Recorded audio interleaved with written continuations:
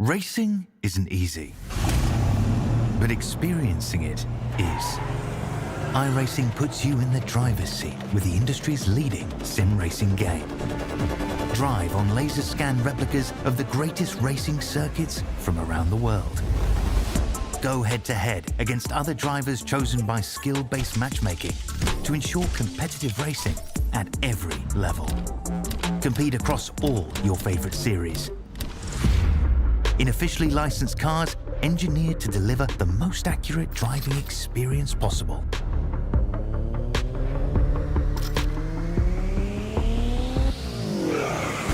Join a race or host your own with players from across the globe.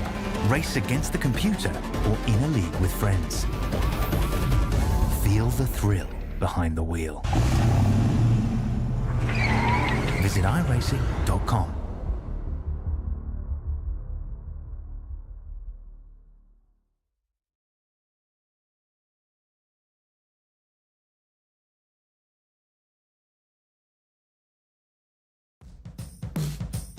This may just be the greatest circuit to end a championship on. For a generation, this place was iconic.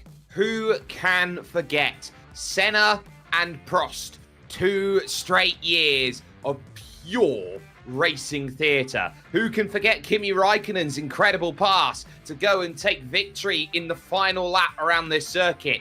Who is going to stand up in the final third of this season and be counted? This is the place where you've got to go and make it happen, and it's here with us on SimSpeed TV. My name's Jake Sperry, Jay Kennedy alongside with me for the ride. It's round 17, and it's here at Suzuka. Jay, there is no better place than to be here. Championships are opening and closing all throughout. One thing we do know is that SimSpeed Championship closes down because of the non-finish last week when we were unable to bring you coverage of Fuji Speedway. But what we do know as well is that it is as close as ever for the iRacing Championship. Just 12 points splits the top two as we head down to Mie Prefecture in the bottom left over on your massive, massive Google Earth look. Yeah, it's a cool track, isn't it? As you said, was for such a long time the final round of the championship until Interlagos took its spot for a long while as well. But it's a fantastic circuit and such an iconic place. I don't think a circuit has a more iconic sight than looking down the front straight and seeing that Ferris wheel. Sure, other tracks have got Ferris wheels as well, but this one just seems to have something special about the Ferris wheel here. But a really cool track and so special of a place. That final segment from the run down the back straight through 130R up to the Casio Triangle, such an iconic piece of road, and it will provide some brilliant racing, some brilliant overtakes throughout today's racing. A track which is one of the few figure eights in the world, 5.8 kilometers, 3.6 miles, and a track above all that ties us from our last broadcast of this one, designed by John Hugenholtz himself. So now these drivers know what the challenge is. They've seen it a million times before. Everyone talks about this place. This is an iconic circuit. And Jay, this is one of the few tracks you never hear anybody say a bad word about Suzuka. I think the only people that complain about it are the ones that have had a bad day. So it's one of those tracks that's very, very fun to lap by yourself, not alone, not only in a race situation. So it's going to be a very, very entertaining race for sure. Looking forward to seeing how drivers tackle it. Interesting thing that I'm noticing in qualifying is we see the race distance on screen. A lot of drivers are struggling out there in qualifying at the moment, so we'll get the grid up very, very soon. But the drivers aren't even going to get lap times in, and a decent proportion of drivers that aren't going to get a lap time in qualifying. Yeah, they've got 8 minutes or 2 laps to do it, and drivers are struggling out there to put something together on the board. So the last few drivers are trying to find a little extra more. Tobias Saal, I think, is the biggest name out there who hasn't got a lap time in. He's 4th in the iRacing Championship. He's got work to do in terms of trying to chase down and get as much as he possibly can out of it here as we're inside the final minute. Track conditions are important to talk about. It's 37 degrees track temperature. Julien Magalon, winner last time out, finally getting himself on the board, has himself in a nice position. But you would say 37 degrees, it's erring over towards the warm side here.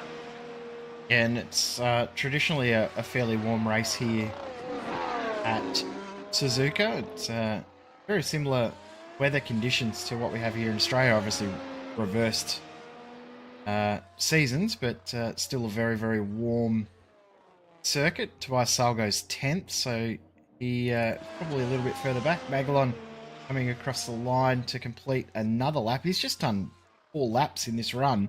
In qualifying, you don't see that too often where drivers will do multiple runs in qualifying for so many laps. Usually they'll do 1 lap, try a second, and then give up. So that's interesting there from Magalon. Still not quite dialed in with the setup, punching in some extra laps.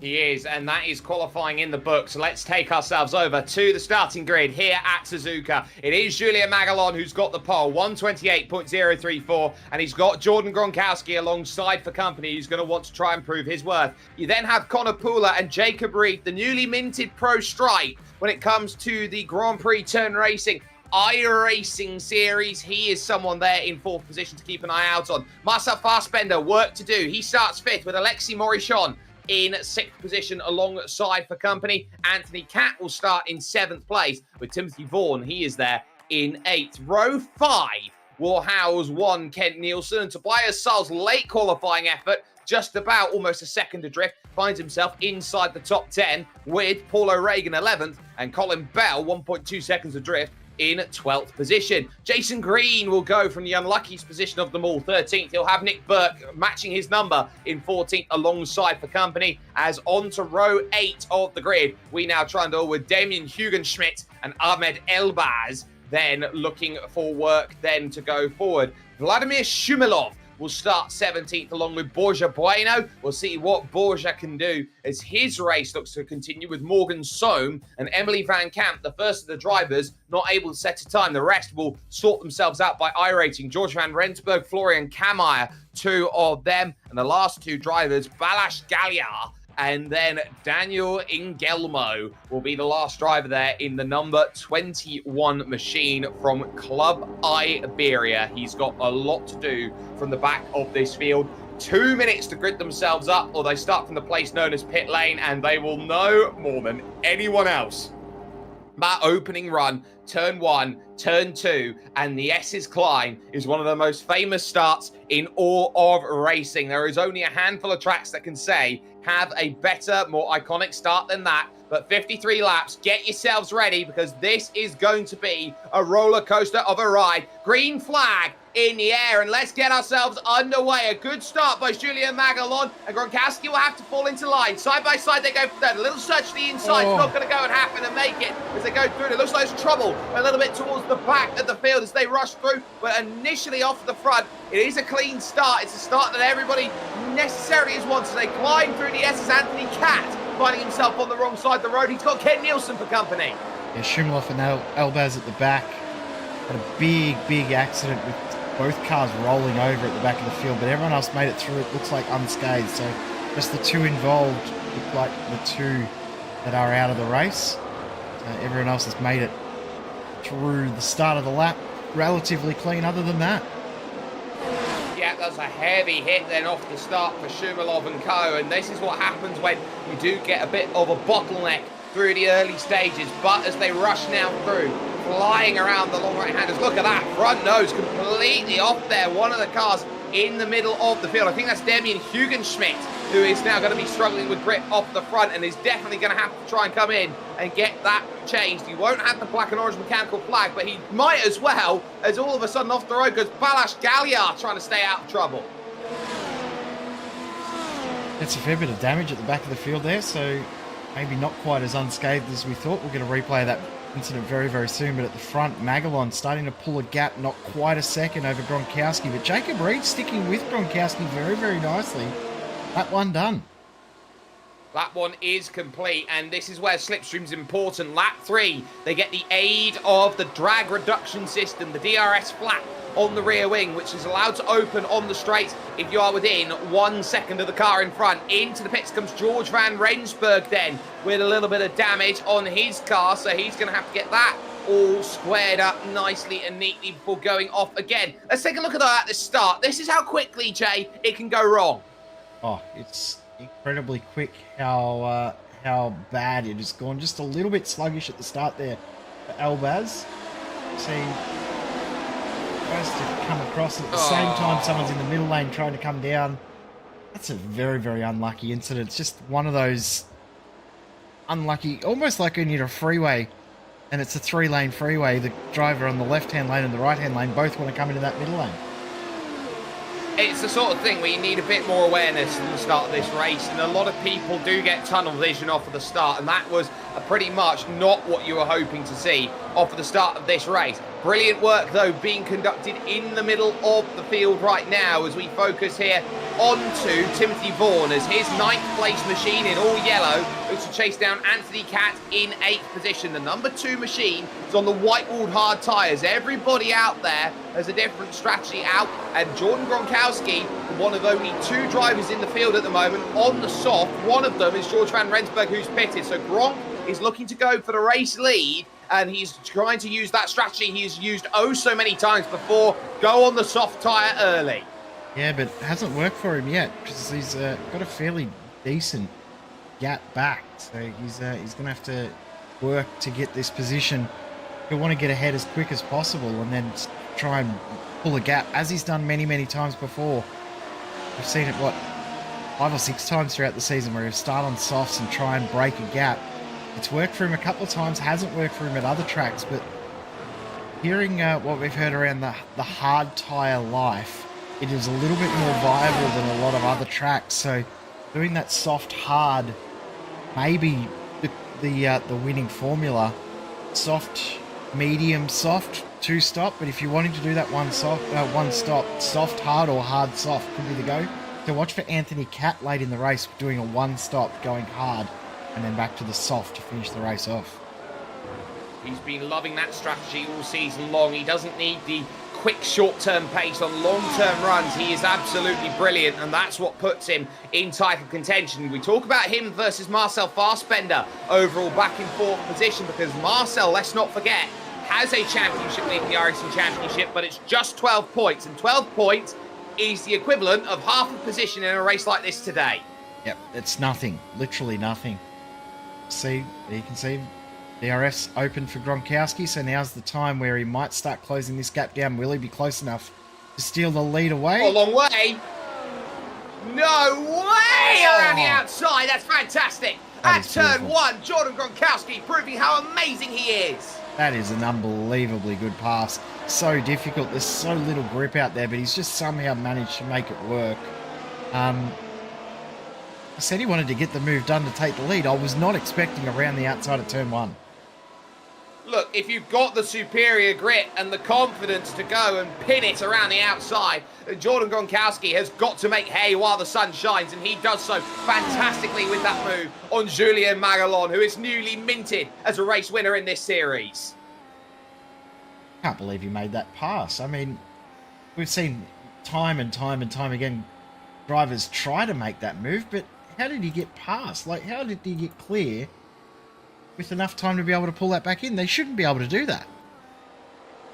No, that is just a case of just having absolute confidence that you've got that move on Julien Magalon, that second half, because it's an opening section of the corner, turn 1. Turn 2, a lot more closed. You have to have commitment that you're through to make that happen. That's going to be where you need as much help as you possibly can. At it, Colin Bell and Morgan Soam over the radio at the moment, trying to work out whether they want to play nice or play nasty with Cat and Vaughan just in front, and they'll play cat and mouse because there is no overtake to be found then on lap 4 going on to lap 5. But look at what makes this final sector so difficult. You're fighting grit on the power in the Mercedes W13 Performance. Now looking at this, here comes the move. Through will go Soam on Bell. Through also went Vaughan as he goes through, and as the car spun, it's Connor Pooler.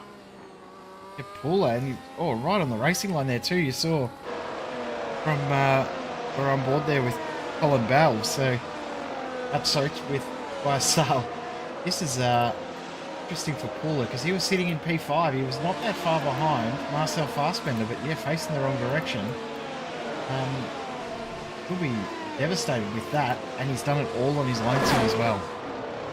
Yeah, no contact with Kent Nielsen, who was pressuring him behind. That is just a pure, flat-out mistake, and that's just pushing the car a little bit too hard into the corner. You're relying on the grip, the aerodynamic grip, to pin the car down to the floor. The moment that the rears step out, that's it. It is sayonara, good night, and there's not much more that could be said about that. Morgan Soam, though, in 9th, is now looking at 8th place, and Anthony Catt on that hard tyre. He is by far and away the leader on the hard tyres. The next driver on the hards is Jason Green, back in 16th position. So Anthony Catt is above and beyond the call of duty at this point, doing something that nobody else can, and he is very much reliant on the cars in front. The ferocious 130R is just a flick in these machines, but that used to be one of the most commitment corners, still is actually in some respects, in a number of vehicles. Change of position for second. While we're watching that battle back there, that's happened from nowhere because Jacob Reed's just used his battery to get that move done on Julian Magalon. Now finds himself up into P2. Magalon drops back to 3rd. A little bit of a sluggish start to the race for Magalon. Led the first 2 laps and now starting to fall away. He's now 2 seconds back from Gronkowski in the lead. But that battle pack that we were watching there with Anthony Catt on those hard tyres, this is getting a little bit congested here. So you got Vaughan ahead, Catt, Soam, and then Bell and Saal and Nick Burke aren't too far away as well. So we've got 6 cars separated by not much in this little room. This group finds itself about 11 and a half, 12 seconds off of the race lead, and it's important to talk about pit lane transit times of about 27 seconds. That's the sort of margin that you're looking to try and get around Suzuka that gets you back out and away again without the worry then of losing a pit stop. So almost half a pit stop gone in 6 laps is not what Anthony Catt was hoping for, but that group goes all the way back to 12th place, and this is where you start sitting down and realising, what do you gain by staying in the train? The answer is you have the opportunity to save fuel compared to everybody else because you're not having to attack as much. You know you're not going to go for that move. You know you're not going to gain. You can also save that battery to deploy it as and when you need it. Yeah, so what you do at the back of this group is, as you said, you can save some fuel because while you don't need to refuel, you do often in these races have to do a fair bit of fuel saving to make sure you can make it home. But yeah, as you said, the battery as well, you save up the battery so that you've got 100% battery to be able to make moves like we're just seeing now from Morgan. So nice, classic Suzuka move down the front straight, and he's already broken a little bit of a margin on Anthony Catt on exit. He has, and that is a good little move then made to jump up that place from Morgan Soam. He now finds himself in 8th place and will have to chase Timothy Vaughan because he's lost about 1.5 seconds there behind Anthony Catt, and that's where the hard tyre can be very difficult. But we are expecting these drivers then to look at a 2-stop strategy here today with just how intensive this circuit can be with those long style corners which absolutely shred the tyres. Yeah, they do. Mediums, we're looking no more than 25 laps. I think I'm just looking through the iRacing Tour Australia-New Zealand split was overnight last night, and the most that anyone got out of the medium tyres was 23 laps. So expect a pit stop around that point. In saying that, someone did 25 laps on the softs, so I don't know how good that data is in that aspect.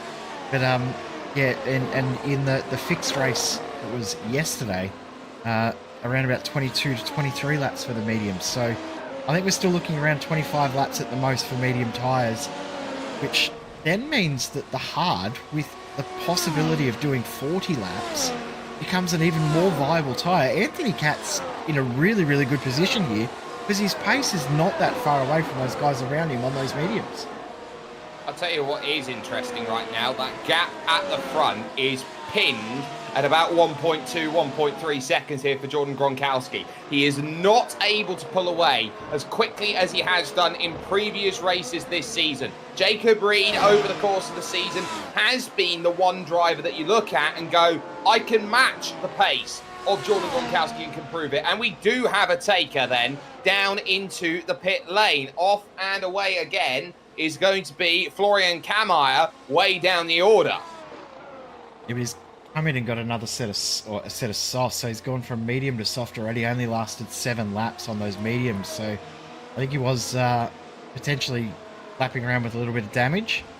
It wasn't a very long stop, so it was a tyre only stop, so obviously not satisfied with that tyre performance on the medium. So straight away going to softs. He's just going to keep putting softs on that car all the way to the end. And if you're not having a great time at the back of the field, sometimes that's the only way to get enjoyment out of this sort of racing. Yeah, if you've got fast tyres, you can just go out there, be aggressive and just enjoy it for what it is. Use the tyre as much as possible. Here comes a little look then at trying to get this move sorted as Colin Bell finds himself pretty much looking behind, and Tobias Saal, who has been the Mr. Consistency this season, 4th in the iRacing Championship, is really looking to try and get that all sorted. He knows how important it is, and here's someone else who knows. Emily Van Camp, she knows that on the back of this group, having started back in 20th position, every place is going to matter. Look at the dirty air effect coming in for Nick Burke. He just followed it in way too deep. Yep, way too hot, and Connor Puller dropped a second at the turn-in for turn 2, and all of a sudden he's now within half a second again. And yeah, great drive from Van Camp. Remember, as you said, started right at the back of the field, and now up into the P14. And just ahead is Connor Puller, who is in P13. Remember, he started in 3rd and was sitting in 5th when he had that issue earlier on. So there's a story of 2 completely different races for those two. But biggest mover at the moment is Morgan Sohm, up 11 positions. Started in 19th, up into 8th. Yes, and that's an incredible run by Morgan, who has used the early pace that he's had to just pick off drivers one at a time, almost unsuspectingly with the way he's gone about it. This group, though, continuing on its charge in the middle of the field, up the rise and over the top of the plateau. You don't necessarily realise around this circuit, they do an incredible job around here. You don't realise, really, it's a figure 8 until you turn into 130R and you realise, oh, hang on a minute, this was a figure 8 circuit. Yeah, it's a very, very unique circuit. I mean, the elevation is big enough. As Morgan Sohm's had an issue and he's going to lose out to Anthony Catt. No, he's going to hold the spot. It was side by side. Actually, was at the point where he had DRS over Anthony Catt. Remember, Anthony Catt was leading that group. So, Morgan Sohm was leading that group coming into 130R. So, that was trying to work out what's happened. Well, he's got himself back. That is still the move that he was looking for, but it's very easy how you can quickly lose a position. It was a mistake off the exit then of the Casio triangle. So that is going to be a case of he just runs it a little bit deep in through the corner here. Now watch this, he goes through the right, through the left, and he's going to lose the back end. And as he does, see, he's so lucky to try and get himself pointing in the straight line. He will seek the place, but he gets it back again by the fact that he got the DRS of the car in front of it. Yeah, I probably had some battery to spare as well. So, and then using the soft air of the tyres out of those two. Anthony Catt as well, probably like, what's the point of me fighting you at this point of the race? You're in a different race to me. Anthony Catt knows that he's not really battling these guys. You don't understand what we mean?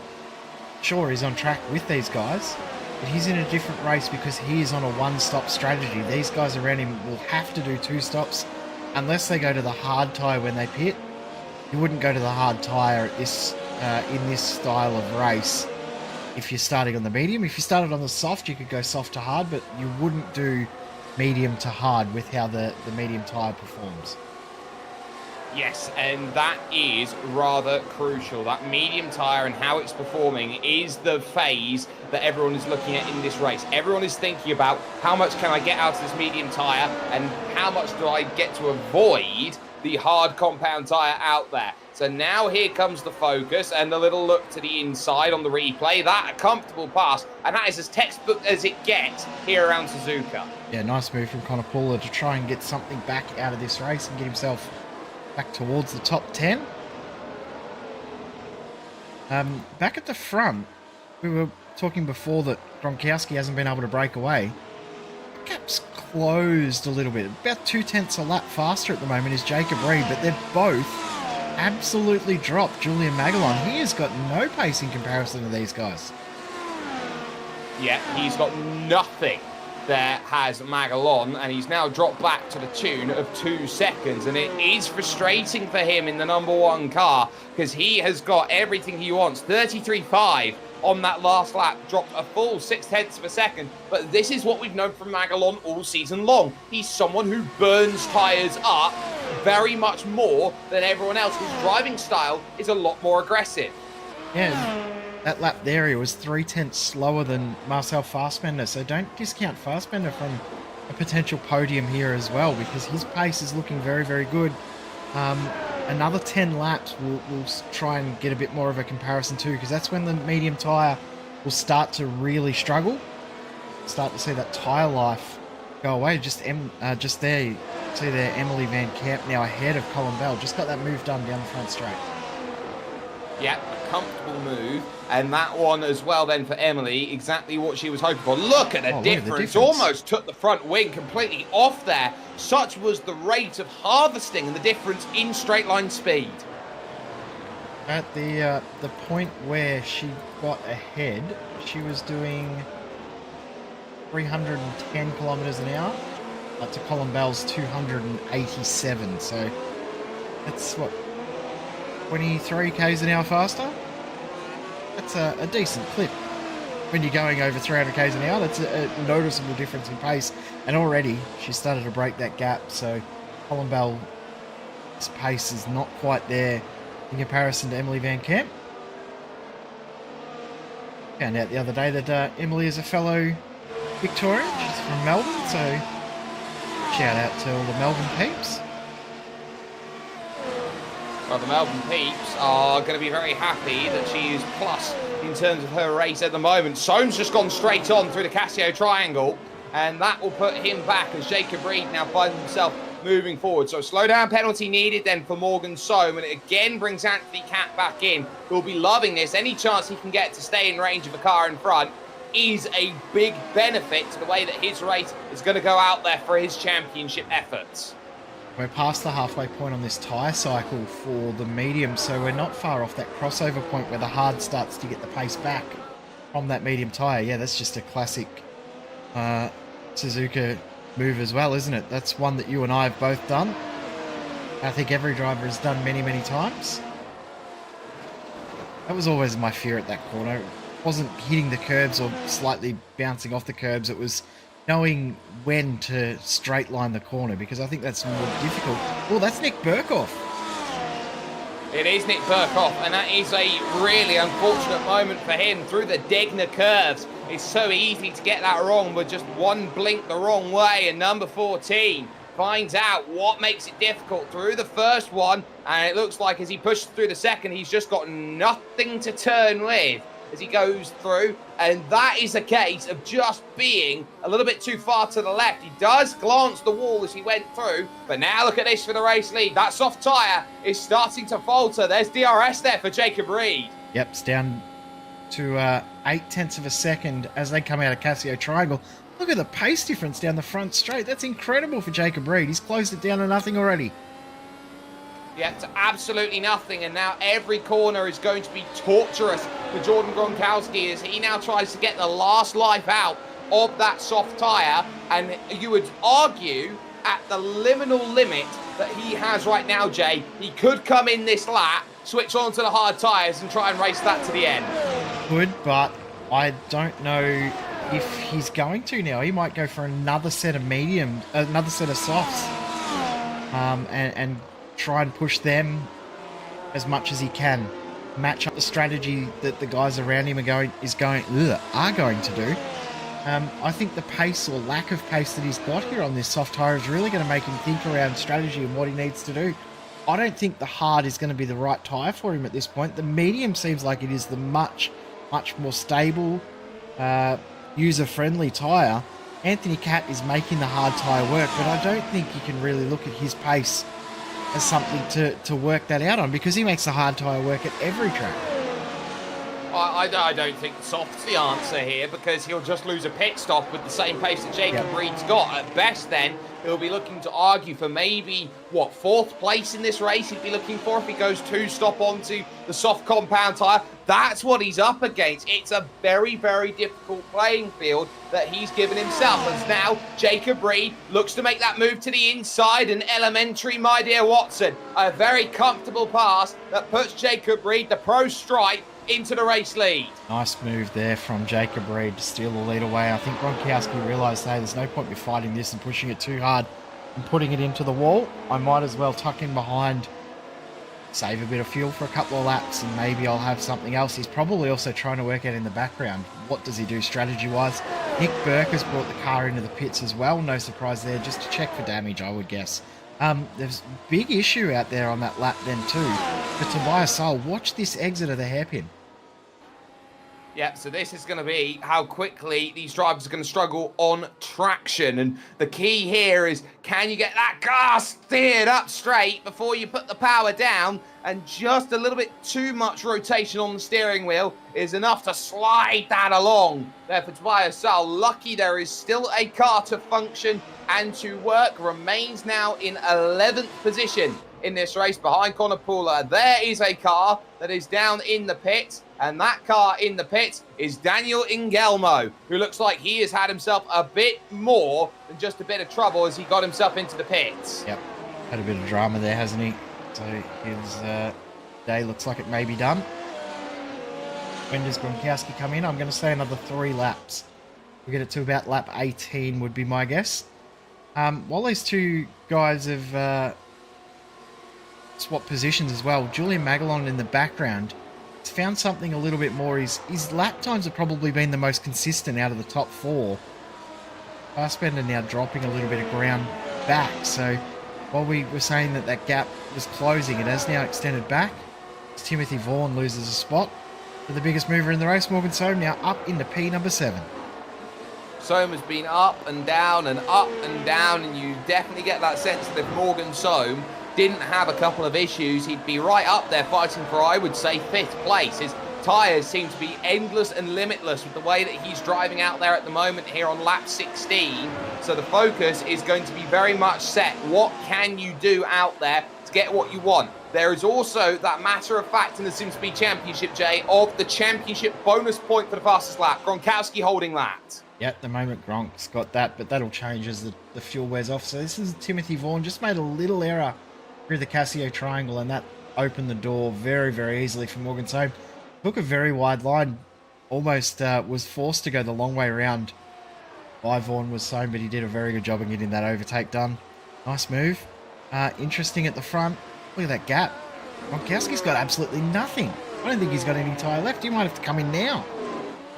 I think he'll have to. I don't think he's got a choice here. Lap 16, and he dives right. You're absolutely right there, Jay. Jordan Gronkowski must pit and must change his strategy. Now, question's going to be, is it going to be medium or hard, or another set of the soft compound tyre? That's going to be the decision maker and breaker here from number 9 in this field. Started as number 20 at the very start of the season. We'll see what tyre he goes on to. So from a soft compound tyre, he goes up, he goes off. It's another soft. So this is an aggressive 2-stop strategy from Gronk.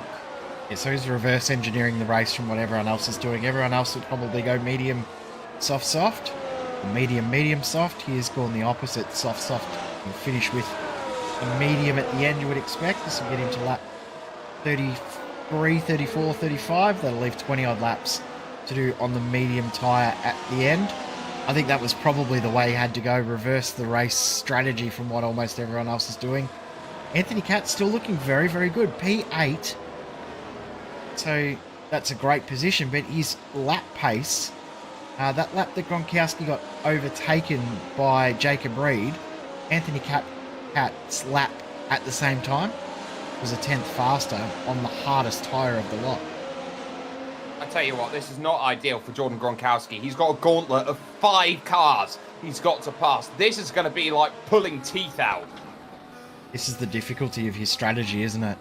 Does leave him susceptible to coming out in traffic. He's had a lot of luck go his way in regards to traffic. He's slotted himself into perfect positions almost every race that he's done this strategy. This is probably the worst that he's had throughout the season, but made very, very nice work of Tobias Saal. Yeah, unfortunate thing for him here is he crosses that white line on the track just at that bridge. That is the DRS line. He's over a second behind, so he won't get any assistance down the front straight. Down the front straight, though, have a look at this. Anthony Cat coming back. And getting that done on Timothy Vaughan, who's looked very sheepish, so to speak, through the slower speed sections. There's not much confidence in the way that Timothy Vaughan is driving with the mechanical grip of his Mercedes. That, I think, is very telling for the way that he wants this series to go and how he needs to improve. It's the lower speed corners that he's going to need to work and find confidence in. 100%. In the background too, George Van Rensburg has just brought it into the pits, so come in and get some fresh tyres. It's gone to the... nothing yet. He's on the softs at the moment. Yep. Oh, Vaughan, big mistake. Oh, it's going to get close here for Gronk, and he struggles to get past Tobias Saal, so he'll now have to go the long way around 200 right. If he wants to make this move, he'll have to fall back into line, try and get a little bit more slipstream, procure the inside for Spoon, and he's going to have to wait for it. Wide goes Saal again. This time the inside open, sorry, that's Pooler. Second half of the corner there for Connor Pooler. Nothing you can do about it. Gronkowski will comfortably take that move with the superior tyre. So Connor Pooler will fall back to 10th place and 1 championship point at the moment, but that was very hair racing for Gronkowski. Sure was. It was a situation he did not want to get himself into, but was almost forced into as well. Just noticed as well at the same time there's a couple of drivers that had some issues there. I'll try and bring up the replay in just a sec, but there was a couple of drivers producing a fair bit of smoke through Spoon curve. It was Colin Bell had a huge moment through Spoon. This is another sort of incident you can have at Spoon. We haven't seen it too much yet, but just clipping the AstroTurf over that curb can almost throw you wide into the wall. It can, and then Engelmo also had a moment down at Spoon too to follow, and you just saw the back end of it there. So that is very quickly how it can go wrong. I think Engelmo has retired the car as Tobias Saal now back into 14th position. That's Jason Green who's now got through. And have a look at what tyres Tobias Saal's gone to. A hard tyre, 1 stop. Yeah, I'm surprised by that. So maybe he's seen that pace from Anthony Cat and gone, well, geez, that's actually pretty reasonable. Jason Green, Tobias Saal, Paul O'Regan, and Nick Burke all on the hard tyre. So I don't think we've ever seen a race with so many drivers on the hard at once. Yeah, there's a lot of variables, and it comes down to one crucial fact here, Jay, that these tyres are C2, C3, and C4 variants of the real world. They don't change from race to race. For example, go to a C1 tyre or a C5 tyre for the differences that are there. It does mean that you get varying strategies circuit to circuit. Yeah, it's a little bit more varied from what we'd see in the real world. In the real world, this weekend, they're running the C1, the C2, and the C3. So our C2, our hard tyre, is the equivalent of what the medium tyre is in the real world this weekend. So that's your comparison there, which is why drivers on the soft are extremely quick.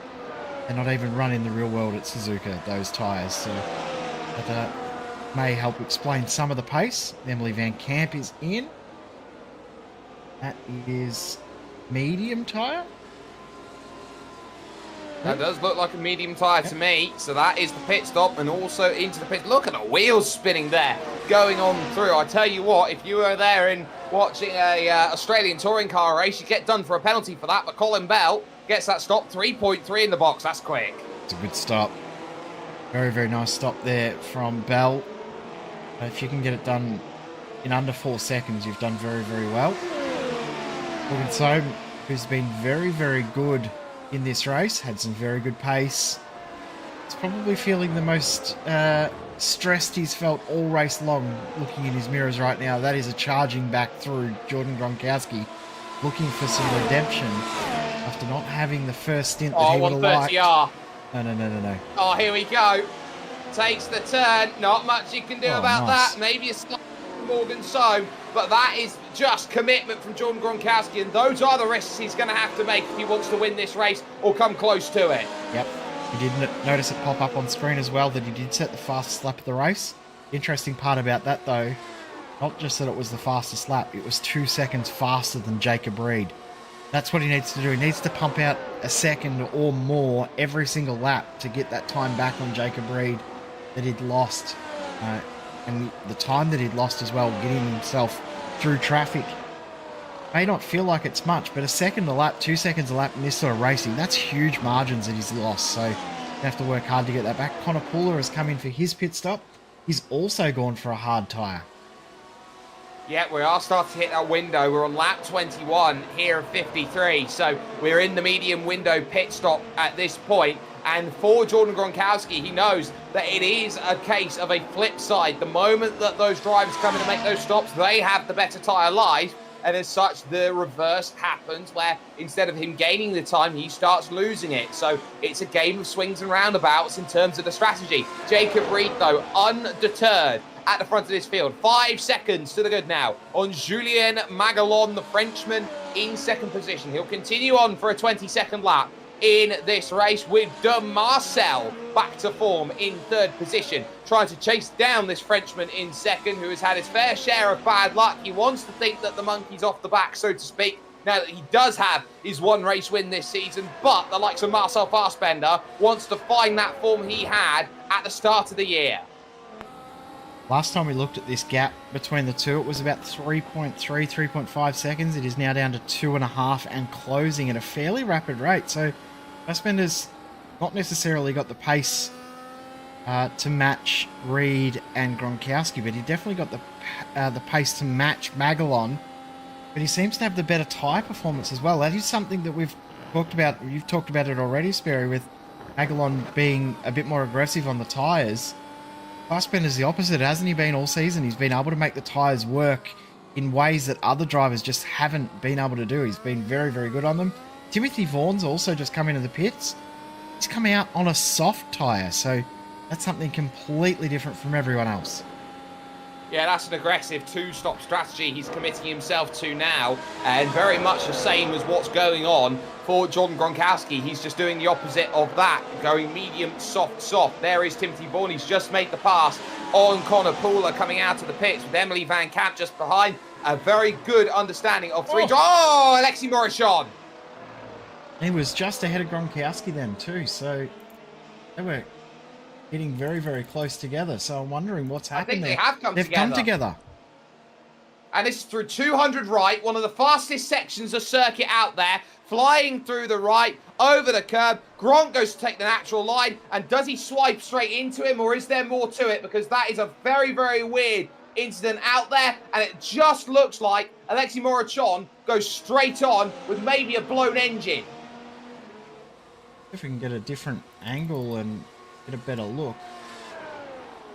And confirm, well, I've got a better angle. Here we go. That's a move for Anthony Catt. So Catt's really making these tyres work. Has there been contact? I think there has. Oh, and you're going to have to call netcode on it, because that is just a case of about a quarter of a car width. The difference in terms of gap. Morishon is very unlucky, but you also have to say that Jordan Gronkowski took liberty. Yep. He'll be feeling pretty devastated about that, won't he? One of those things, though, racing on the internet. Doesn't matter how amazing it is, it's never going to be perfect, and it never can be because science says it can't be. Unless you can increase the speed of light, I don't think you can get any better. No, it's the sort of thing as well, Jay, though, that you talk about systems when it comes to this sort of style, that there are certain places where you go out there and race, and you look at the styles in terms of, okay, well, how bad is someone's connection compared to someone else, and how does netcode sort of work? I think even though everyone calls it out, as into the pits goes Julien Magalon here on lap 24, even though you look at netcode and you say, okay, well, sometimes it looks egregiously bad, you look at the other alternatives out there, I still believe that this is the best option. 100% agree. Sure, it has its faults, but it seems to have a lot less faults than what we can see in other products out there. So it's the best of a bad situation that there's definitely no winners in. Is the netcode within iRacing? Oh, Timothy Vaughan! Oh, hell's on! Oh, Van Camp coming through. I tell you what, Timothy Vaughan has struggled at the Casio Triangle all night. He's not once I've seen him get that one correct 100%. And now Emily Van Camp lining it up. Look at the inside, it's not there. Gonna have to go the long way around is Emily, and she backs out of it wisely, not wanting to risk the car at this stage of the race with Timothy Vaughan on the soft tyre. So here's another look. Now, he just clips the curb on the front on the inside. That's what sends him away. And he's not got a consistent line through that corner. He's either going too early through a turn-in. Troubles. Is that Magalon? It is Magalon. Oh, not again. What has he done? He's done it all on his own as well. He's had a huge moment through the Degners. He's lost the front wing, destroyed the whole front of the car. A great pit stop and come out ahead of Gronkowski. AstroTurf. Just pure AstroTurf. Just pushing too aggressively on the exit of the corner as in comes Jacob Reed and Marcel Fassbender both to make their stops. Magalon now a non-factor in this race. It's down to 3 who can fight for this race victory. And now Gronkowski has to put the foot down and get as far away as he can. Jacob Reed back out. No surprise, he's gone to softs. Marcel Fassbender, no surprise. On to soft tyres. They all have one more stop to go. But Fassbender and Reed both will come in again for the best tyres in the field. Shout out to Morgan Soam. He's still going on the mediums on lap 25 and he's still got pretty good pace. It's not horrible, not the most amazing pace, but for comparison, he's about the same pace as what Nick Burke did on this lap on his relatively new hards. But Anthony Catt still doing a great job as well on his hard tyres. But yeah, this changes a lot in this race as Julian Magalon is confirmed in the background. Out of the race. That's Fassbender around. Fassbender. What is going on here? It's almost like someone's dropped oil at the Degners. I know that can't happen in iRacing yet, but it's that sort of feeling where the Degners are striking because everyone's taking advantage of it. Through goes Kent Nielsen. Nielsen just outbroke himself there and makes a little bit of contact. Contact. Never fully clear there is Kent Nielsen. And Marcel Fassbender, who is normally very quiet on the radio, gets on it. Just clipped that inside curb. He's compression locked it. Yep. Hit the inside curb, compression locked, and round he went. One positive to take away, didn't hit the wall. But there's a free kick for Gronkowski. That's one less car he has to stress about. Now Kent Nielsen versus Marcel Fassbender. This is for position. This is the drivers on the exact same strategy now too.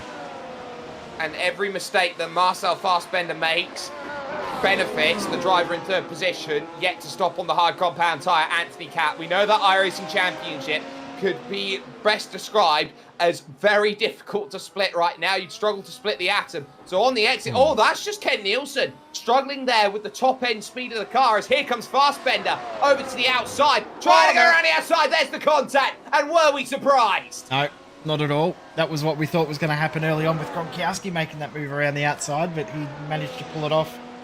Very, very difficult. Lots of trust needed, and just wasn't quite enough room there for the two of them to get that move done. Fassbender continues on. There's been 2 laps that he'll want to forget. He'll want to come back to that entire start of that pit stop cycle and do that all over again. Well, he'd be definitely asking for a mulligan or something of the ilk at this point because that is not good. He's got damage here, so he's trying to let everybody go through. He'll have to come down and get another stop. It's not enough for the black and orange mechanical flag to come out, but it has pretty much affected the way his race is going to go. So Jordan Gronkowski, having spent those number of laps then with those tyres out there, 32-1 last time by. Jacob Reed, that gap was 5 seconds coming out of the pits. It's now 3. Yep. And I wouldn't be surprised if you see a purple flash up on the screen. Here it comes. No, it doesn't because he ran off the track. But his lap time was 1 second faster than the best lap done by Jordan Gronkowski. Did have an off-track in it, but even still, he's done a 1:30.6. Incredibly fast lap time from Jacob Reed. You also have to remember here that they do have themselves an iRacing official race. 17 incident points before they get themselves then the drive-through penalty, then or the warning, then every 8 incident points afterwards. So you have to be very alert to the fact that penalties can happen. Tobias Saal in trouble. Here comes Emily Van Kamp. She makes the move down the inside after starting from 20th position on the grid. She's now up in P7. Have a look at the tyres being used within this group as well. So Timothy Vaught at the front of the group. They've broken about a second and a half from these guys, but still the lead of the group. He's on the soft. Emily Van Kamp, who just made that overtake on the medium. Saal and Pula both on hard. Marcel Fassbender on the newest tyres of the lot. But it means nothing when he's got a little bit of damage. That's grass, and he's managed to pull it up. I was worried that he was about to loop the car then. That was a lot of grass into it. I'm pretty sure everyone here, Jay, is worried about looping the car right now because they are in the middle phase of this race. This track hasn't really deviated too much. It's still 35 degrees out there. There's not much to really worry about in terms of temperature. We have had 4 retirees from this race. Vladimir Shumilov, Ahmed Elbaz, Damien Hugenschmidt, and Daniel Ingelmo all out. There are your weather conditions. You can see ambient starting to drop. Yeah. So that might help the guys that are going to have softs at the end of the race a bit more. Also will help the guys that are out there trying to make the hards work as well. So I think the one tyre you don't want to be on at the end of the race is the medium. I think you either want to be on the soft or on a very long hard stint. If you're on the medium, which Gronkowski's going to find himself on, you find yourself in a little bit of trouble. One thing to worry about for Gronkowski is he has not been able to make a gap up like he would have hoped from Jacob Reed. Reed is right there with him now. Yeah, look, the issue that you're going to find right now with Jordan Gronkowski is he has to pay the piper for pitting in earlier. So he's now on the end of his stint coming towards with those tyres because he could only make them last a very, very short amount of time. Only 16 laps, I believe it was, on his stint before he came in on laps at the end of lap 16. So he is now about 4 laps away from his pit stop, and Jacob Reed is all over him like a rash, and he's going to have to go the long way around 130R. Shades of Schumacher and Alonso in 05 coming to view, but there's no overtake there. Jacob Reed knew that he wasn't going to be clear in time, so had to back out of it. Probably not a bad choice because now he's going to have DRS down the front straight, and he'll get this move done very, very easily. No point defending this one, Jordan Gronkowski. You know that it's gone, and he hasn't defended it in the slightest. No, and there then goes the race lead. And into that race lead, Jacob Reed regains once more. So Jordan Gronkowski once more will have to bite the bullet and then find himself on the medium tyre trying to gain that place. Here is De Marcel trying to gain places. He's got his eyes on Tobias Saal heading to the Casio Triangle, which we haven't seen too much today here, Jay, being an overtaking opportunity. And a lot of that comes down to the fact that drivers know that that front stretch is a lot better of a place to pass. Yeah, you'd use the braking zone for the Casio Triangle not to make an overtake. You just set it up to use the front straight as a place to overtake with that rear wing open.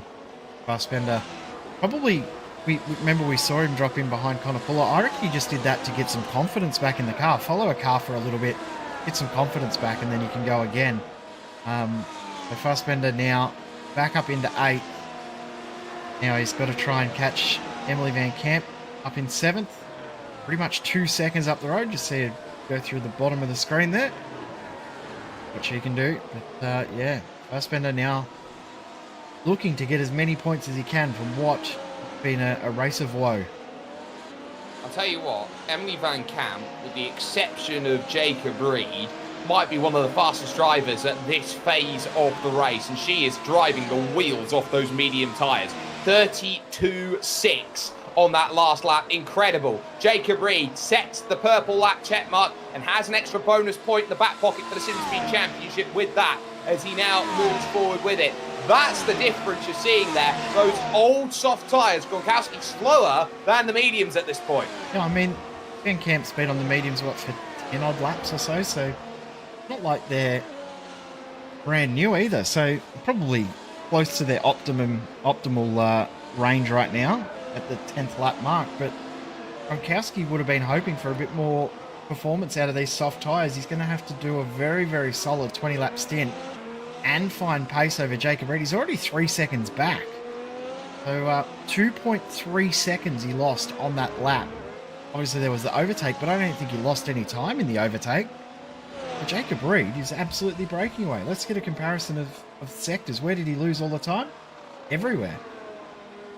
Well, you can see 32.3 compared to 1 second in the first in the opening sector, then half a second in the middle sector, and you look at that last sector as well, another 7/10 on top of that. Jacob Reed's just got confidence. Yep.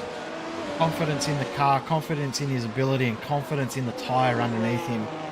And Gronkowski getting to the end of the stint will have definitely none of the last one. Maybe some in the first two of those, but definitely nothing in that last. The tyre life is just not there that he would be liking or hoping for. Now, Morgan Sohm is still going on those medium tyres. Are we sure those mediums? Wow. They definitely are mediums. But he's still going. They are. 134.6 on that previous lap. And he's going to go again. Why not? He's put 30 laps plus, 31st lap on his medium tyres. You definitely cannot argue around that. This is an incredible stint of driving from Morgan Sohm, who's trying to, if anything here, Jay, go medium soft. Yeah, I don't know how that's going to work, but, you know, he's only, 6 laps away from being able to do it? Look, he's 4 seconds off of Anthony Catt, running around with the same similar sort of times. This is an incredible drive by the number 18. Yeah, and remember, last qualifier as well, so doing a very, very good job is Morgan Sohm. Started at the back of the field, now up into P4. May be able to steal a podium. I didn't think that would have been possible when we started this race, but definitely a chance. Well, you'd have to say right now that it's level playing field. Catt, Sohm, Nielsen, Vaughan. They've all got to go in, make that stop. Put Van Camp in the mix too. They've all got one stop left in this race, and they're all going to have to try and make it and get themselves over to the end and attack. So now you start looking around at everybody else going, well, where am I firstly, A, going to funnel out? And the question's going to be for someone like Anthony Catt, can they clear Connor Pula, Tobias Saar and Paul O'Regan, or are they going to have to try and funnel away through? Gronkowski now 5 seconds adrift of the race lead. It is slipping away. Jacob Reed, lest we forget here, Jay, on every Thursday night for not just last week and the week before and this week, but for the next 8 weeks, he's doing the Grand Prix Tour Racing iRacing series. He's qualified himself in for that. So to go on a short week, 2 days turnaround, and say, you know what? I've got pace to beat everybody here. That's confidence. And I think now that he's got that black stripe, that has given him a little bit more confidence in general, hasn't it? His driving has probably improved ever since he received that black stripe. So he's doing a very, very nice job. Tobias Saar's just got the move done on Connor Pula into turn 2 as well. So the battle of the hards between those two. They've both passed each other on that previous lap. So while it looks spectacular, they've lost 3 seconds to Emily Van Camp ahead on those medium tyres she's going on. As I just smashed my microphone with my hand. That was good. Connor Pula and Tobias Saar both pitted about the same time as well. So these guys will be making sure these tyres last, but they don't want to lose too much ground to Van Camp. She's still got to make another stop, but she can get that gap out to 17, 16 seconds. She'll feel very confident that she can close that gap down when she comes back out of the pits.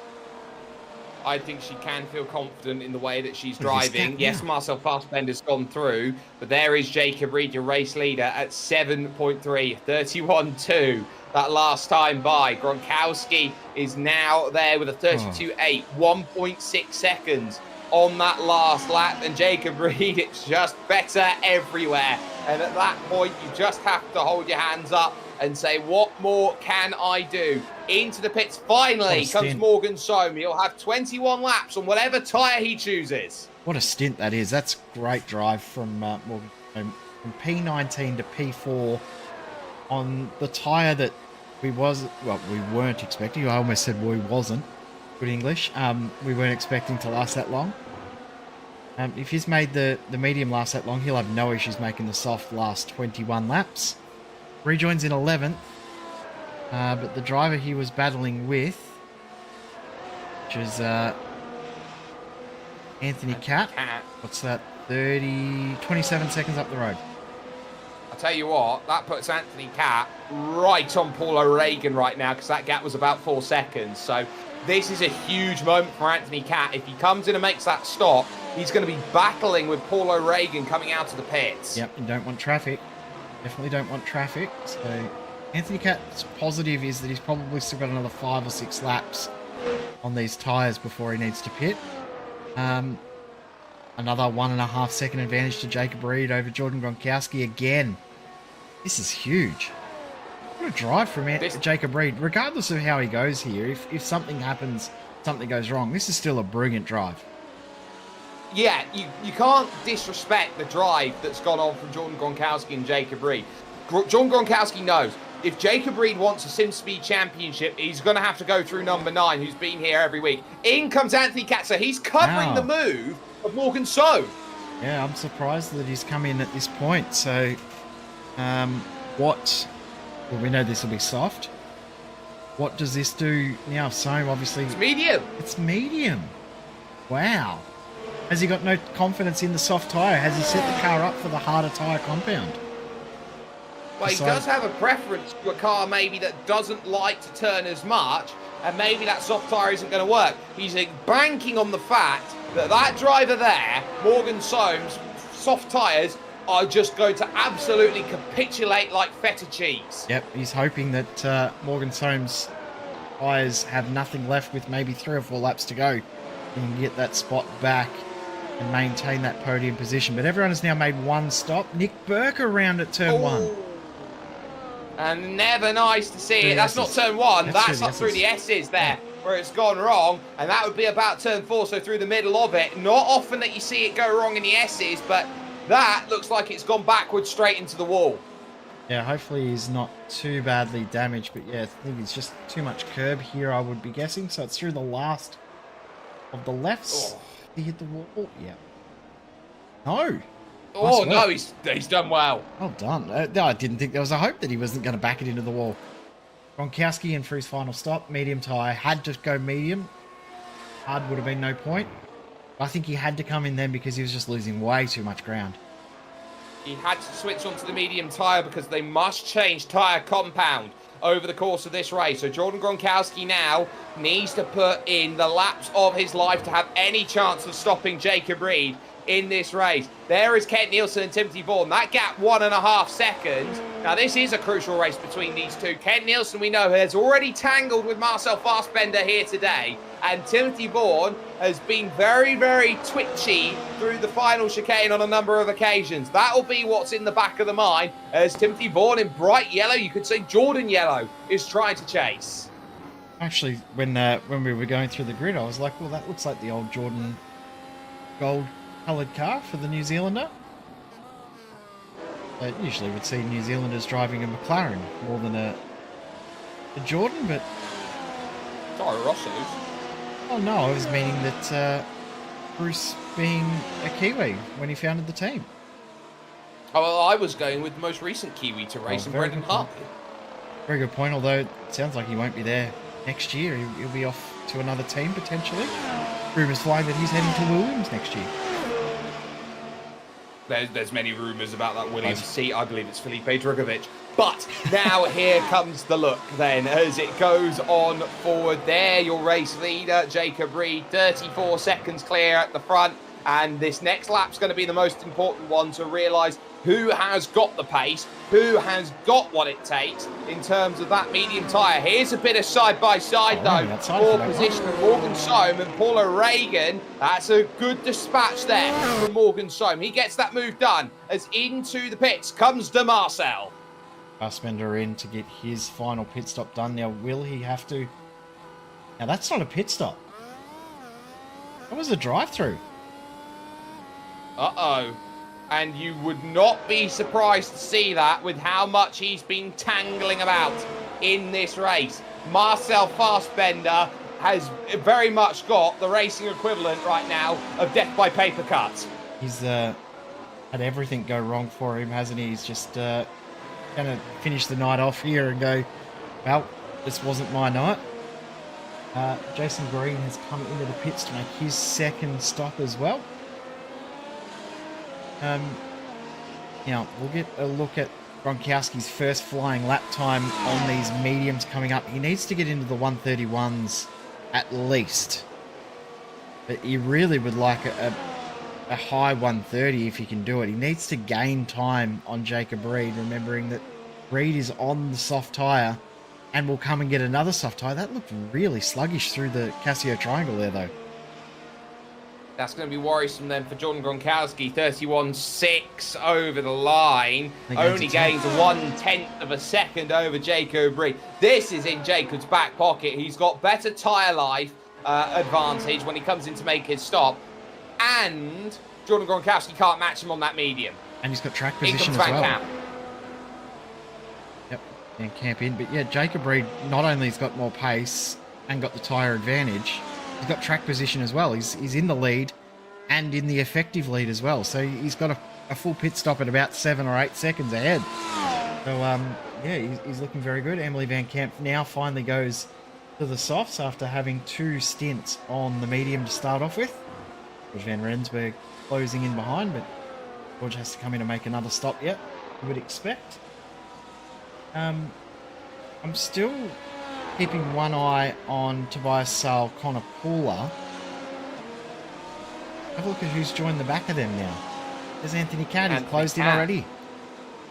He's there, and he's got to go quickly because Morgan Soam will try and chase this down. There he is in the background. So this is urgency needed now from Anthony Catt. He knows he can't afford to lose his race on this, but remember, he's still on course looking for a podium, but he has to make the passes on Pooler and Sale on track because they are good to the end on that hard tyre.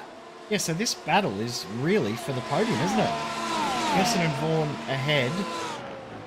They still need to make one more stop, but these guys that are on screen here, this 4-car group, Sale, Pooler, Catt, and Soam, these guys are battling for the podium. If Anthony Catt can't get past, well, he's not going to be able to get the podium, and Tobias Sale will hold on, and just right on cue, Kent Nielsen and Timothy Vaughan both come into the pits.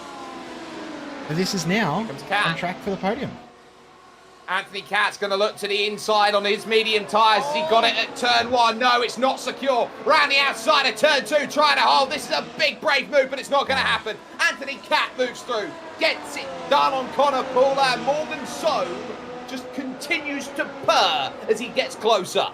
Timothy Vaughan has come out ahead of Kent Nielsen as well. Nielsen had to take a front wing change, so Timothy Vaughan gets that position. That would have been from the contact we saw with Fastbender potentially, or there was another incident that Nielsen had as well, wasn't there? There was the netcode side by side. No, that was Gronkowski. Gronkowski, that was too, yes, you're right. So Ken Nielsen would have picked that up at turn 1, had to get that sorted. Now here is Morgan Soam, fantastic pace. He's got there coming off of the exit, so much to put down through 200 right. Look how he's struggling with the dirty air. He almost puts tyres in the grass, trying to find an angle at Spoon. It's not there through the first part, and it won't be through the second either, as they buff it around, trying to get themselves into position. Now here's where the power up the hill comes along once again, as there will be a search then to the inside behind. Sale in third holding on, but Morgan Soam is going to go down the inside of 130R in the background and make the pass. Nice job. How do you actually make that work? Always a difficult position to get a move done through 130R, and if you can do it, it is so spectacular. Will Anthony Catt be able to use the DRS to get this run? We'll get a replay of Soam's move in a moment, but Anthony Catt, will he be able to get through? Yes, he will. That's the podium spot. Connor Pooler trying to come back. Quite close enough. That is a really good bit of work from Anthony Catt. He's getting through that quickly, if it's possible as well. Get an eye on Colin Bell's pass. That's also important there from Van Camp. Look at that, straight down the inside. Confidence needed, and was also harvesting midway through the corner. That was big. Emily Van Camp's gone the full way around the outside of 200 right to get that move done on Colin Bell. Yeah, I was watching the timing screen at the same time as that move was happening. There as we'll see Soam get that move done. I've just seen that move as well for Van Camp. Absolutely brilliant overtake down the outside. Very limited grip there. Watch Soam get this move done. You think this is going to happen pretty easily. Almost brand new softs versus middle of the road hards. Soam's going to get it done before 130R based on the way he's driving at the moment. This has been a really good stint from him. Oh, he's not fully alongside. He's going to no. have to be brave at 130R again. This time Tobias Searle finds himself on the receiving end of it. Morgan Soam will push a little bit too deep, and Connor Pooler goes straight on almost. Yep, Pooler did a good job to pull it up. But, yeah, Morgan Soam, gap between he and Anthony Catt, which is very, very important, is at 1.4 seconds. Marcel Fassbender comes in for another pit stop. Probably be getting some damage fixed during this stop as well. Look at this overtake, though. This was brilliant from Van Camp. Did a very good job through the hairpin to get alongside at the exit. Had to do it the long way and the hard way. Did a very nice job. Look at that. Round the outside of 200 right. Oh, beautiful. Finds the room and just absolutely owns it. Colin Bell lets his appreciation be known over radio. That was a great move. Great pass. Not much you could say more about it. Absolutely fantastic from Emily Van Camp. And she is proving that she is driving absolutely fantastically. And I think she's the sort of driver who, when you look at the state of sim racing at the moment, very much could be on those same lines of the likes of a Rebecca Pauline, who could go out there and absolutely make a push for a world championship. Rebecca didn't get there. She put everything in there, didn't quite manage it. I think 2 or 3 years down the line, Emily Van Camp could be a name you look at and wants to be one of the 26 when it comes to world championship level. Very much so. Showing open wheel prowess at the moment. The time zone doesn't help though for running those series from Australia, New Zealand.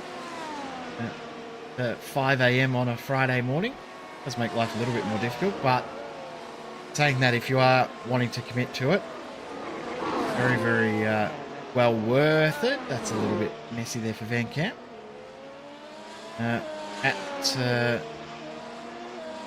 While that is going on as well, while we watch that replay, Colin Bell did come in and get a new set of tyres. Anthony Catt, Morgan Soam, last lap, 10th of a second faster was Morgan. So that gap staying very stable at the moment. Anthony Catt is making these mediums work as well as the softs for everyone else. Now the race is on though, Jacob Reed in. Yeah, and he'll have himself 12 laps to go out there and attack his final set of soft compound tyres. You could argue he's left it a little late to come into the pits, but he won't mind it at all. He'll go down to the 4th to last box in this pit lane, and will... Oh, it looked like he missed it. Oh, he's missed it by a lot. He's missed it by a lot. This could be a chance then for Jordan Gronkowski. Reed, with the one mistake he didn't want to make, he missed his box. There is Gronkowski. It will be okay for Jacob Reed, but he can spare his blushes. Lucky he's had a little bit of time up his sleeve, because if he hadn't, he missed it by a good margin, didn't he? He had to have 2 reverses at it to get it into the box. So gone too far, reverse one, still not there, back again. About 4 seconds he lost there. Yeah, he's lucky he built that gap up. He's lucky he's been so quick, because those are the small mistakes that add up over the course of a season. And Jacob Reed did not need to make that. Time. He would have been 8.5 seconds clear. Look at the pit lane time. 28.2 versus 5 seconds. Yeah, nearly 5 seconds. So that's a huge loss. Gronkowski will be ruining that he wasn't 5 seconds closer. Would that difference there have been that traffic that Gronkowski came back in after his first pit stop? He probably lost at least 5 seconds. At least 5, because he had to pick his way through it. It was like pulling teeth, the way he had to go through. So that was always going to be troublesome as he went through. Now, Salencool, now that's big. Marcel Fassbender puts the fastest lap of the race in. He'll hold that for a moment. And because he's outside the top 10, that would mean no one will get the fastest lap bonus point. Yeah, but I think Jacob Reed will make sure that that doesn't stay that way. He'll come up to do his first flying lap. These new tyres very, very soon. This is the battle for 5th on screen. We're going to go just ahead a little bit because Anthony Catt has not been able to maintain that gap. It's now dropping pace, losing time. Morgan Soam is in range, and they have lapped traffic in front. That is Balazs Galliard in front. The last car running in 18th position that they've got to tiptoe around. This is what Anthony Cat's hoping for. He's hoping for DRS. The green light is on. You can go out there and attack now, and this is where you're going to have to push. But you can see no DRS for Anthony Cat. Here comes the look from Morgan Soam. Straight to the inside. Round the outside will try Anthony Cat to hold. Soam, though, has better tyres and takes the podium place. Nice move in the end there from Morgan Soam. Anthony Cat won't feel too dejected by this, though. He knows that that was probably going to come. But he's going to wait for the last 5 laps because that will be when Soam's tyres are well and truly gone. Soam has had to work these tyres a little bit harder than he would have liked as well. So Anthony Cat will have the best tyres at the end. If he can maintain a gap, stay within DRS, this isn't done. It's not done at all. But you also have to remember that when you're on lighter fuel, as Fast Bender sets another fastest lap. First driver into the 29s here tonight. As he goes through, here's a little look though at the pass between Skull and Pooler, I believe that is. Straight down the inside, easy does it there, easy as you like. But the key is, when you're later on in the race, you actually wear your tyres less, as Jacob Reed says, nah, I want fastest lap, 1:29.6. Have a look at that comparison of lap times. 2.3 seconds faster on his first flying lap on these tyres, Jacob Reed. This is his race to lose now. Gronkowski's just got to hold on for second. That's all he can hope for is a mistake from Reed ahead. He's made one, but I mean, in the way the race has played out, it's a fairly minor mistake. So Jacob Reed looking really strong. And his confidence must be so high at the moment too. Look, you have to look at the mistake that was made by Jacob Reed and go, he built himself a buffer. He gave himself time to afford to make that mistake. Yeah. He made a mistake, sure, but in the way the race has played out, it's no difference to him needing to change a front wing or something like that, which a lot of drivers will build up a gap or try and build up a gap as a just in case that happens, won't they? So it's been a brilliant drive from Jacob Reed. Morgan Soam has not broken from Anthony Cat. Cat stayed with him in the draft down the front straight. But within a second. And there are drivers who are looking to make moves late on in this race. Timothy Vaughan only 2 seconds behind Tobias Saal. You've got as well Emily Van Camp on the chase at this point. She, as you can see from the back of Paul O'Regan, is right there. Look at that time from Jacob Reed. Oh! 29.0. We're going to see 28's the way he's going. Yeah, Emily Van Camp closing in very quickly on Paul O'Regan. O'Regan's driver we haven't really talked about much at all tonight. He's been driving his own little race out there in a lot of no man's land for a lot of the night. But often that's the way you want these sort of races. You don't really want to be involved in too much because, as we've seen countless times tonight, getting yourself involved in battles that you don't need to can lead to disaster. Finally! What a move at the inside. I wasn't prepared for that. I didn't shut up because I didn't think it was going to happen. Van Camp, that's a beautiful move. That's a great move. And she knows that she can afford to do that as she jinks over to the right because the DRS isn't going to do too much when someone's on the hard tyre, has lost out, has no grip through the opening corner. Move is completed. There is number 3, who is absolutely flying and was 3 full seconds quicker than the car behind in second place. Gronkowski has absolutely nothing. Look at the time difference in the second sector. What's that? 8 tenths. But the first sector, a full second. Over a second. That's incredible. Jacob Reed is flying. 1.2 in the final sector as well. He's doing a brilliant job. Is he going to get into the 28s here? We'll see. He'll be on the wrong side of the tyre life as he crosses the line. No is the answer. That's a 31.8. So I think that's a horrible his point time. is made. I think right now he can just dial it back. Yeah, we've been watching this battle here for a long while between Pooler and Saal. We've got company. Timothy Vaughan. Oh, what a run out of Spoon. Nice. Up the hill, past the West Pit. And now looking for that chance to go out there and say thank you. Easy. Just like that. Before 130R even got reached. Timothy Vaughan gains another one. There's a top 5 in the offing if you can make that one pass in front of him. He's on the better tyres, obviously. Fairly new softs. He's on the newest softs in the field other than Reed, and Fastbender. So, Vaughan, Oh, go away. just take both. Oh, Just take why both. not both? Back-to-back straights. Wow, it's beautiful from the New Zealander, Timothy Vaughan. Finds himself up in position number 5, and I don't think he can catch the guys ahead, but wouldn't discount it if Morgan Soames' tyres do drop away very quickly. Still a chance of getting that spot. Now, also just seen too, Kent Nielsen has got ahead of Paul O'Regan, so Nielsen back up into the top 9. Remember, he was with Timothy Vaughan before the pit stop, but had to take a front wing change, so he could have been in that battle too. Anthony Catt back to Timothy Vaughan is 7 seconds.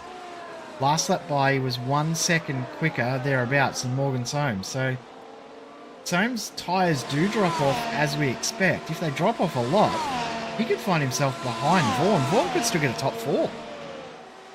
Still very much could. Anthony Catt is looking to make sure that his tyres, which last longer, will now work in tow. It's why he didn't go to the soft. 32.3 on that last lap. He'll go through the Casio triangle, and he is so much more aggressive through there, using more curve. Little bit of a wiggle there from Morgan Soames, and onto the front stretch they go along. DRS will be open now for Anthony Catt. Move defensive then to the inside. Is there going to be a move? Inside or outside? Inside! He tries to open it up. No way at the end to get in. You can't make a move like that late. He was thinking about it. I clenched my teeth there. I thought, oh no, this is going to end in tears and Vaughan's going to end up with a podium. But Catt decided, no, not the right time. This battling that has started between them, 1 full second in the favour of Timothy Vaughan. 7 laps to go, under 7 seconds between them. And he's a second a lap faster. I'm not the best with maths, but something tells me that he's there with a lap to go. Or half a lap to go. Depends. It just depends how defensive Morgan Soames is compared with Anthony Catt. And you know he's going to put a defence in. Look at him as he goes through. You can see the look on the tyres there. They don't look very nice there on the rears. And he will be struggling right now. Yep. And he's still got to do 6.5 more laps. Is he going to be able to make them work? Remember we said 21 laps he had to do on this stint. It was going to be difficult. Did we think he had come in too early? Potentially. Well, we're going to find out. I reckon another 2 laps we'll know whether he's coming too early or not. The one positive that he's got in his favour is there's less fuel in the car, so that will help him a little bit. But he doesn't have the pace that he had only 5 laps ago anymore, does he? He's just not driving the car in the same manner. I think Anthony Catt's realised, I don't have to work too hard for an overtake. I can just bide my time. But the other part of that is he'll probably be looking in the relative and saying, oh, that gap back to Vaughan is starting to close a little bit. Morgan Soames does not look comfortable, unlike 10 minutes ago. He's starting to struggle here now. But this is the issue that you've got, and there's no more traffic to help Morgan Soames out there. Balazs Galliard is a long way away, and that very much is the Damocles on it. 31.8 from Timothy Vaughan last time by. Still a 32.2 from Morgan Soames. So he's only lost 4 tenths on that last lap compared to the driver in 5th. He's doing enough to hold off 5th place. But then in this race, but he knows he's thinking about 3rd right now. All he can do is his best, and he's throwing everything he's got at it. He's sort of in that no man's land as well, isn't he? He's got to push to make sure he can maintain the position and hold off Anthony Catt, but he's got to conserve to make sure that the tyre will last all the way to the end. How much does he push now to save for later? How much does he save now to be able to push later? He's going to have to do both at some point, because he won't be able to push all the way to the end and have tyre left to finish the race. He's got to work out which way is the best way. He can pull a little bit of a gap through some of the tighter sections of the track. And Catt, he might be able to save a little bit through some of the segments. But Anthony Catt just leaving the right amount of gap, I feel, to let Soames know that he can't be too conservative on the tyre. He's going to have to push hard to hold the spot. He is 4 tenths of a second quicker on that last lap was Morgan Soames. He's doing more than enough to hold at bay Anthony Catt, who knows how crucial it is just going to hope that those tyres hit a cliff from a driver who has proven today that after starting 19th on the grid, He is on for a podium finish if he can hold on for the final 5 laps of this race. And he is trying to drive the wheels off of his Mercedes W13 e-Performance. This is simply put a fantastic drive at this moment from him. And even if he does fall short, Jay, this is still an incredible driver of the day style candidate performance. 100%. Even if you drop back to 5th behind Timothy Vaughan, I think it's still driver of the day style performance, isn't it? He's done a very, very good job. Currently up 16. Even if he drops back to 5th, that's still up 14 positions. One thing that we haven't talked about as well, full field for today as well. Full 24 car field and 3 splits. So well done to the community getting behind this series once again. It is one of the best series within iRacing, I feel. I'm sure you agree with me on that one, Sperry. It is a very, very cool series.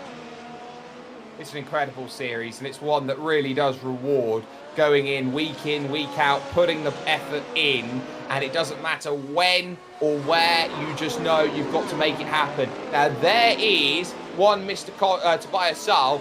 That's Emily Van Camp looking for 8th place. So this is an important move in terms of the race because Emily's trying to gain her 13th position in this race, up from starting in P20. Little look to the inside, becomes a big look to the inside. Saul goes straight on. Yep, a little bit of contact between the two, and Van Camp gets away with that. Saul gets away with it. Kent Nielsen's closing in. I was about to say that was the difference there between new soft tyres and old hard tyres. Saul didn't have enough to defend with there and got a little bit more messy than it needed to. I think Tobias Saul just bailed. I think he just absolutely bailed, and now here's Kent Nielsen looking for a look at Degner. It's not there. No, not quite there. Kent Nielsen will want to get this done as quick as he can. Mistake there for Saul, and I think that's going to happen. He's got the inside. He will try and make it happen, and he will, heading into the hairpin. Nice move. Kent Nielsen, I mean, as you said, Tobias Saul might not have anything left. In regards to tyres, he's what now on his 40th odd lap on these, 31. So said 40 was about the limit. Some drivers were saying maybe 35 was about the limit on the hard. So yeah, he's doing a nice job to make them last. Back to this battle for 3rd. Horn is still 5 seconds back, but looks like Soam is just doing enough for now. Will he be able to hold on for 3 more revolutions? I don't know if he's going to be able to hold on. No DRS. No DRS. Oh, wow. That's big. So Anthony Cat outside of a second, and now it gets exponentially harder if he wants that 3rd place to mitigate the damage then to the likes, of course, of Jordan Gronkowski for the SimSpeed Championship. But Anthony Cat will know he will come out of tonight here at Suzuka as the overall championship leader in the iRacing Championship. Drops not applied. This is huge that he's out of DRS ranges. Cat used the tyre up too much. I wouldn't have thought so. He's only on what, 10, 12 lap old tyres, 17 lap old tyres. Must not be my friend today. But I'm surprised that he's dropped so far back. How has he got no grip left in the tyres so quickly? Has he pushed too hard? Or has that car just been set up so well for the hards it didn't set up or dial in well enough for the mediums? We know he doesn't like to use the softs unless he has to. Yeah, I'm surprised by this. Saying that, he's got that gap back down under a second again, so we'll get DRS this time. But is it too little too late? I don't think it's a case of Cat's bad. I think it's a case of Soam's good. I think that's the realisation he's going to have here. He's doing everything right. He's just coming up against Morgan. So look at how that closes back in. I think Anthony Cat's been playing possum here. I think he's been looking for a chance to strike and struggles a little bit through the dirty air through the final corner. Knows he's not going to have the grip in comparison. But now which way does he look? It's heavy defending over to that inside. He knows he's not close enough here to make that move as he's got 2 laps to go to try and find this. But he is right there. I wonder if he was trying to cool the tyres off. Yep. And save some battery. And you notice there too, he didn't go into 8th gear down the front straight. So that to me says that he's trying to get as much battery as he can for a good run at it on that final lap of the race. Saving everything he can to try and get it done as they get the white flag next time down the front straight, then lead or hold the position on the final lap. Speaking of final lap, Jacob Reed about to get the white flag. What a drive this has been. He has just checked out. That gap is now 25 seconds at the front of this field. And there are no ifs, there are no buts, there are no ands for the way that he has been driving. There, just behind, is going to be a long, long wait for Jordan Gronkowski in second position. This race on for third is by no means over and done with, as now you sense Morgan Soam still has that gap, but Anthony Catt now is going to have to really try and deplete that energy store on this final lap. Will he have the DRS as he goes in? No, that's big, that's massive. It's huge. It's a great job from Morgan Soam to be able to hold on. That could be the difference between holding on for third or finishing fourth.